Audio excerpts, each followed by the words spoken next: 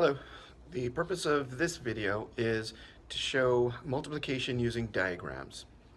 Now, we know multiplication as basically repeated addition. For example, if I have 2 times 3, it's basically saying I have two groups of 3. Now, when we were first introduced to multiplication back in elementary school, we saw it as groups of numbers. So two groups of 3 would look like 3 plus 3. Then four groups of 3 would be 3 plus 3 plus 3 plus 3, and so on. Now, to diagram this, I want to go back to the scenario of our tightrope walker from a previous video, previous lesson, when we have two groups of 3, that's two movements on a tightrope. In other words, two terms. One term would be 3 forward on a number line, and the next one would be 3 forward on a number line. So two positive numbers going in the positive direction. So that's one way to diagram it. Another way would be using plus tiles or minus tiles when needed. So two groups of 3, those are two groups of 3 positives. So that would be one group of 3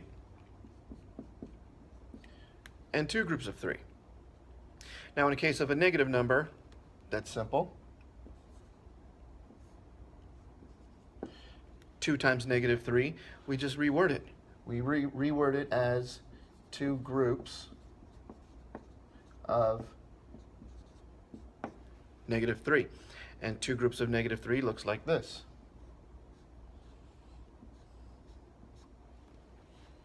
So two groups of negative 3 will give us a value of negative 6. Now, when we're doing a negative times a negative, it gets a little bit more complicated. How would we diagram a negative times a negative? Because if we have a negative times a positive, we can always switch it around. Multiplication is commutative. So if we have negative 3 times 2, we can still look at it as two groups of negative 3. But in the case where you have a negative times a negative, I guess the easiest way to explain it is, let's say we have 8, and we're subtracting two groups of negative 3. Okay, so that's 8 minus 2 times negative 3. Now, if we were to diagram this using tiles, here's what it would look like. I have 8, that's what I start with. So 1, 2, 3, 4, 5, 6, 7, 8.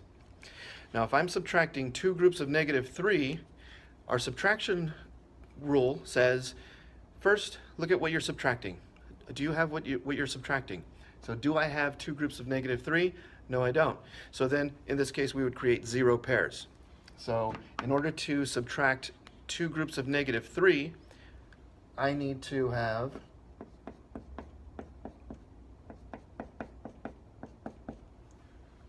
two groups of negative 3 contained in 0 pairs. So I'm still starting with 8. So now, if I have 8 minus two groups of negative 3, now we can subtract two groups of negative 3. There's one group, take it away. There's another group, take it away. And that leaves me with 14.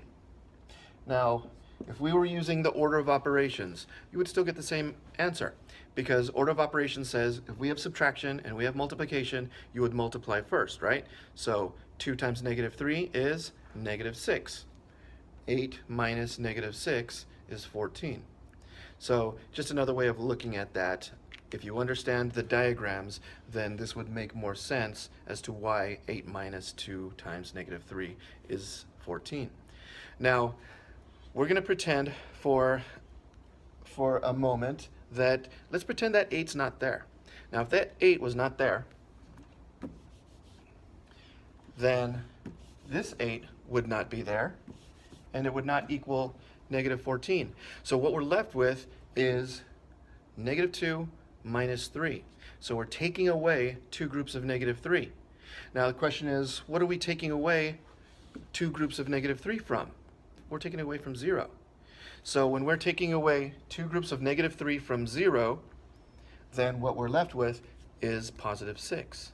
So this would be an explanation of why the negative 2 times negative 3 is positive 6, because we are taking away two groups of negative 3 from a 0.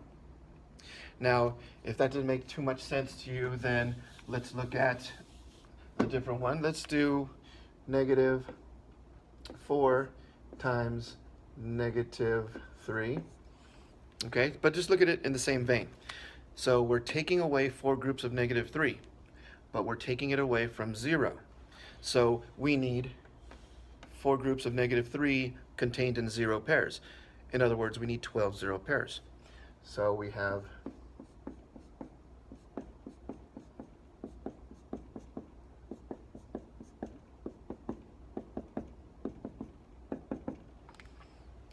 we have 12 0 pairs.